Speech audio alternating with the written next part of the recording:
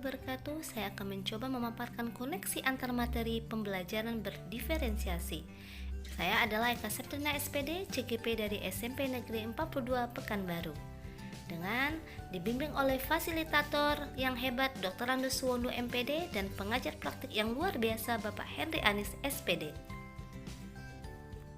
Apa yang dimaksud dengan pembelajaran berdiferensiasi dan bagaimana hal ini dapat dilakukan di kelas?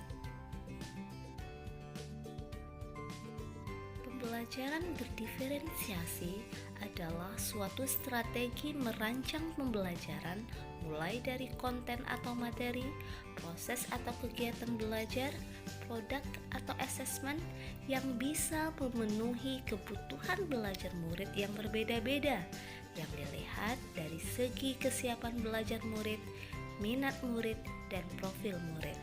Dari segi kesiapan murid, guru bisa melihat sejauh mana murid-murid memiliki pemahaman terhadap materi prasyarat yang akan dijadikan acuan untuk memberi materi lanjutannya. Dengan demikian, guru bisa menyiapkan konten, materi, atau bahan belajar yang bervariasi tingkat pemahamannya dan tingkat kesulitannya. Selain itu, guru juga bisa melihat siapa murid yang perlu diberikan bantuan dalam belajar atau yang disebut dengan scaffolding. Dari segi minat murid, guru merancang pembelajaran dengan topik-topik yang bervariasi yang disesuaikan dengan apa yang diminati murid, atau bisa juga memberikan kebebasan kepada murid memilih topik yang mereka senangi dalam mengerjakan tugas, tetapi tetap dalam konsep mencapai tujuan pembelajaran. Dari segi profil murid, guru bisa merancang materi pembelajaran tidak hanya dalam satu bentuk media, tetapi beberapa media pembelajaran yang bisa membantu murid yang memiliki kecenderungan belajar, ada yang audio, visual, ataupun kinestetik.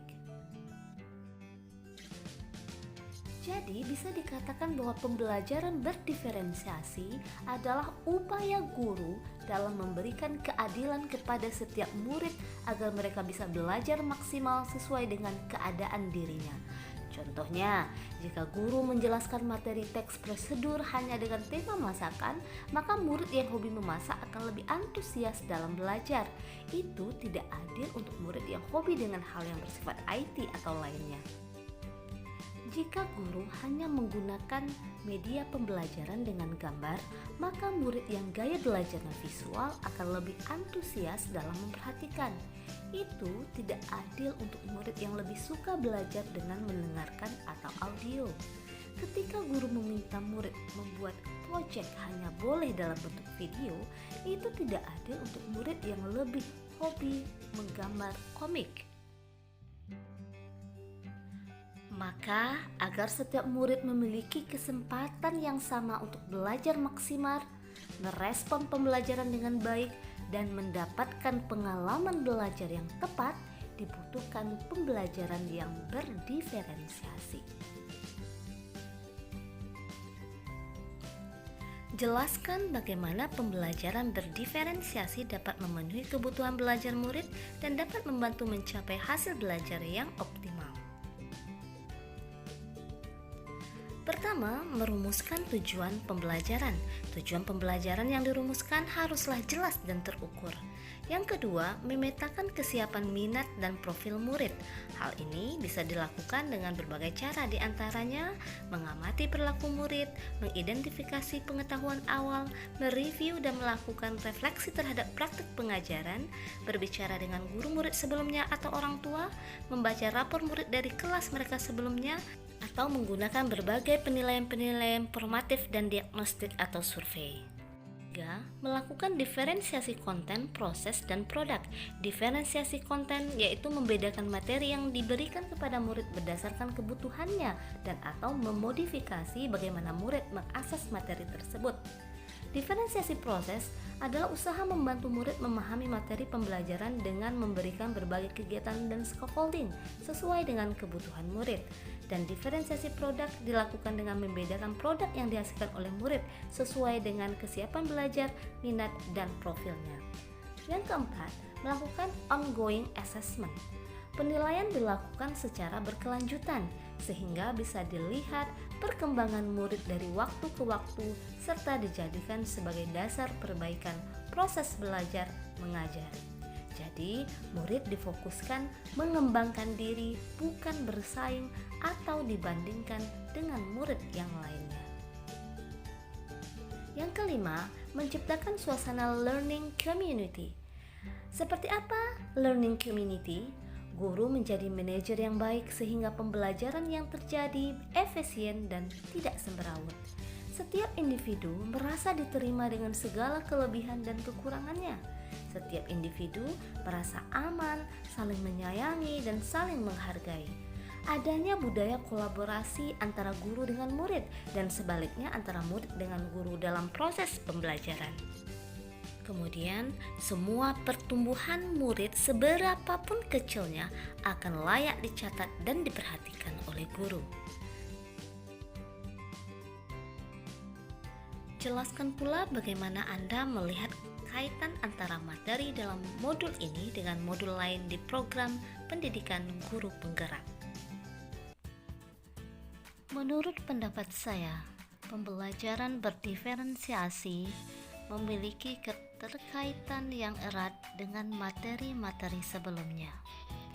Pembelajaran berdiferensiasi merupakan wujud dari pemikiran Ki Hajar Dewantara yang menyatakan bahwa tujuan pendidikan adalah untuk menuntun segala kodrat yang ada pada anak-anak agar mereka dapat mencapai keselamatan dan kebahagiaan yang setinggi-tingginya baik sebagai manusia maupun sebagai anggota masyarakat. Selain itu, pembelajaran berdiferensiasi juga sesuai dengan konsep merdeka belajar di mana murid dilibatkan dalam penentuan tujuan, pilihan cara, dan melakukan refleksi terhadap proses dan hasil belajar. Tentunya, kodrat alam setiap anak tersebut berbeda-beda, maka sebagai guru harus memetakan dan mengetahui kodrat alam dari setiap muridnya. Untuk menebalkan kodrat alam yang beraneka ragam tersebut, seorang guru penggerak harus memiliki nilai dan peran sebagai pemimpin pembelajaran.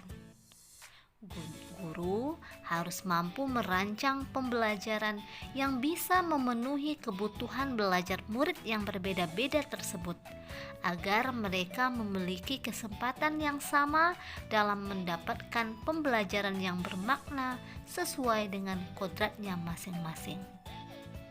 Sebelum melakukan pembelajaran berdiferensiasi, guru dapat memetakan kekuatan murid dan dijadikan acuan untuk rancangan pembelajaran ke depannya. Salah satunya adalah dengan menggunakan pendekatan inquiry apresiatif dan prakarsa perubahan dengan tahapan bagja. Di sini, guru penggerak harus betul-betul mampu dalam menjalankan visi dan misinya. Pembelajaran berdiferensiasi akan berjalan dengan baik jika guru mampu menghadirkan lingkungan yang positif mulai dari kelasnya. Dan lingkungan positif ini akan menjadi budaya positif di sekolah, sehingga diharapkan pada akhirnya sekolah akan menjadi learning community yang seluruh elemennya adalah pembelajar, sehingga sekolah akan mampu melahirkan murid-murid yang memiliki profil pelajar Pancasila dalam dirinya. Kelak, ketika sudah terjun ke masyarakat, mereka akan mendapatkan keselamatan dan kebahagiaan setinggi-tingginya sebagai manusia dan anggota masyarakat.